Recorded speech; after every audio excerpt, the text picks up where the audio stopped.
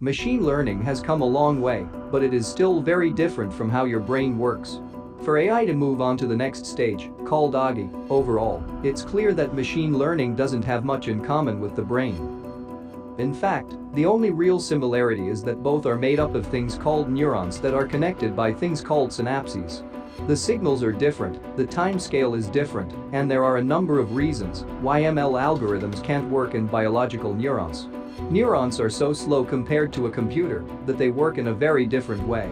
Yes, there are a lot of neurons that connect to each other and work in a way that is similar to the idea of an artificial neural network. But seeing and hearing are clearly sequential processes, and the slowness of neurons puts pretty hard limits on the number of stages that can be used in processing. If you can see or hear something and react to it in a fraction of a second, the number of layers in your brain that can process information is limited by how fast each layer can do its job.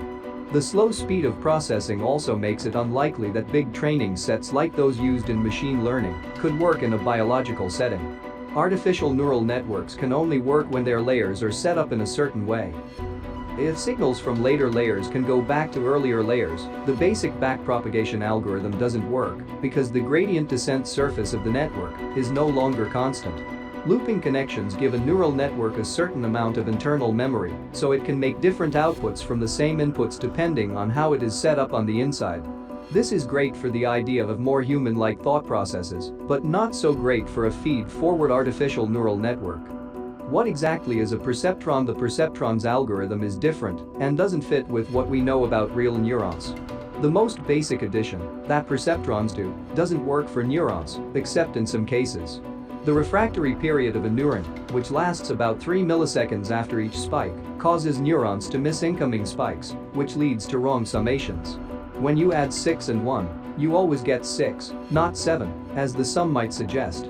In fact, summation only works when the network is too slow and there aren't enough values for it to be useful.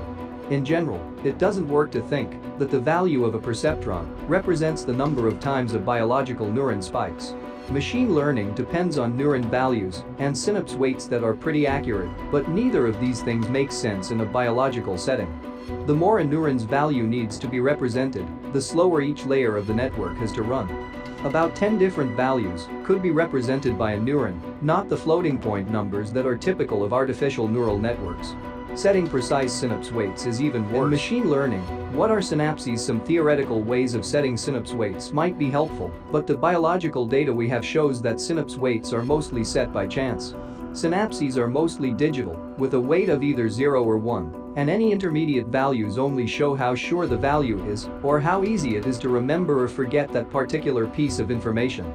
How machine learning is different from how your brain works. Biggest problem with the idea that machine learning is like your brain is that backpropagation needs to set specific synapses to specific weights. As far as we know, there is no biological process that could make this happen.